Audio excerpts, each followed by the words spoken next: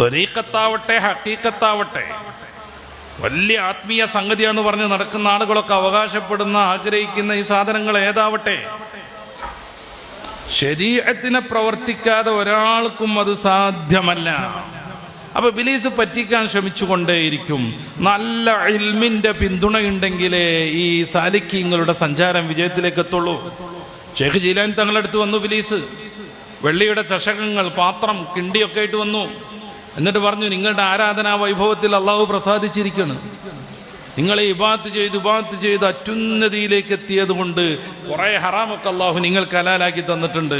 അതുകൊണ്ട് ഇനി മുതൽ നിങ്ങൾ ആദരിച്ചുകൊണ്ട് ഈ വെള്ളിയുടെ പാത്രത്തിൽ ഭക്ഷണം കഴിക്കാനും വെള്ളം കുടിക്കാനും അള്ളാഹു സമ്മതം തന്നിരിക്കുന്നു.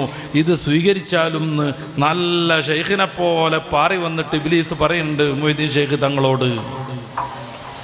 മൂപ്പര് പുളക്കം കൊണ്ടോ? ഹായ്, ഞാൻ തിരക്കടില്ലാന്ന് വിചാരിച്ചോ? എന്താല്ലേ എൻ്റെ ഒരു ഉഷാറ് എന്നൊക്കെ മൂപ്പര് വിചാരിച്ചോ? ഒറ്റ അട്ടഹാസം ഓടിച്ചു വിട്ടു.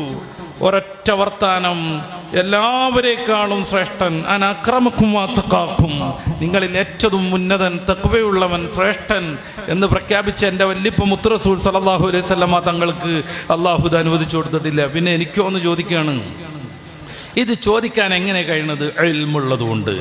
10-30 വർഷം, ശരിക്കും 32 വർഷം മഹാനുഭാവൻ ഇൽമു പഠിച്ചു നടന്നു.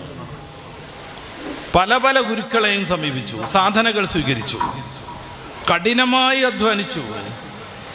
ഇൽമു പഠിക്കാന്നൊക്കെ പറഞ്ഞു കഴിഞ്ഞാൽ ബഹറായി മാറി. ഞാൻ പറഞ്ഞല്ലോ നേരത്തെ, ഹംബലി മദ്ഹബിലെയും ഷാഫിഈ ഫിഖ്ഹിലെയും എന്ത് പ്രശ്നങ്ങളും നിർദ്ധാരണം ചെയ്യാൻ പറ്റുന്ന ഫഖീഹായി മാറി.